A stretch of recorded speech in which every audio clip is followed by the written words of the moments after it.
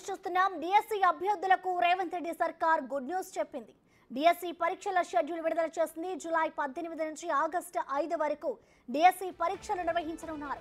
రోజుకు 2 షిఫ్ట్లలో పరీక్షల నిర్వహణ జరగనుంది. జూలై 18న మొదటి షిఫ్ట్లో school assistant physical science exam, July 18న సెకండ్ షిఫ్ట్లో ఫిజికల్ ఎడ్యుకేషన్ టీచర్ ఎగ్జామ్ ఉంటుంది. ఆ తర్వాత రోజు అంటే జూలై 19న సెకండరీ గ్రేడ్ టీచర్ పరీక్ష నిర్వహించనున్నారు.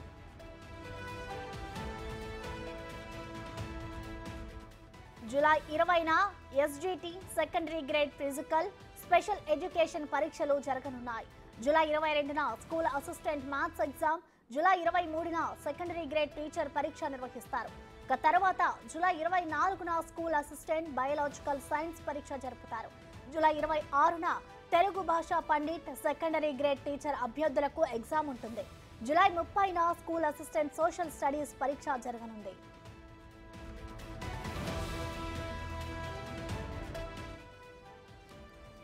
దీనిపై మరింత సమాచారాన్ని మా డిప్యూటీ బ్యూరో చీఫ్ సాదిక్ అందిస్తారు. సాదిక్, చెప్పండి, డిఎస్సి పరీక్షా షెడ్యూల్ కి సంబంధించిన డీటెయిల్స్ ఏంటి?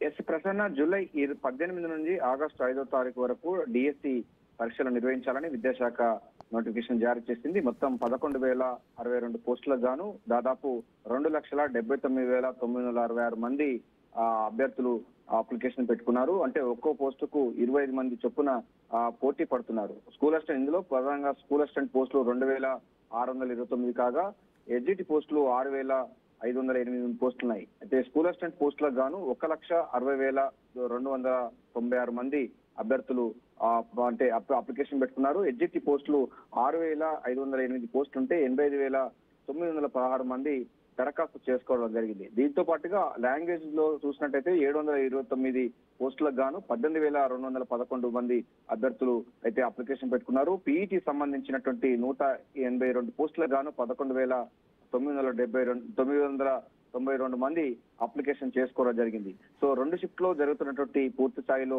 ఈ డిఎస్సి ఉంటుంది. మొత్తం మల్టిపుల్ చాయిస్ గా ఉంటుంది. 80 మార్కులకు గాను ఉంటుంది.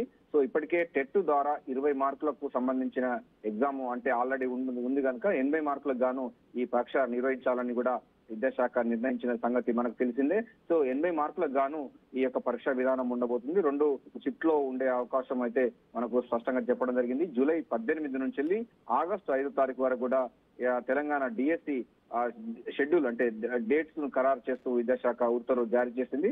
సో 11,062 పోస్టులకు ప్రభుత్వం రేవంత్ రెడ్డి సర్కారు గ్రీన్ సిగ్నల్ ఇచ్చింది. సో నిరుద్యోగుల యువకులు టీచర్ అభ్యర్థులు చాలా ఉత్సాహంగా 2,79,966 మంది పోటీ పడుతున్నారు. ఒక్క పోస్టుకు 25 మంది పోటీ పడుతున్నది కొసమేర్పు.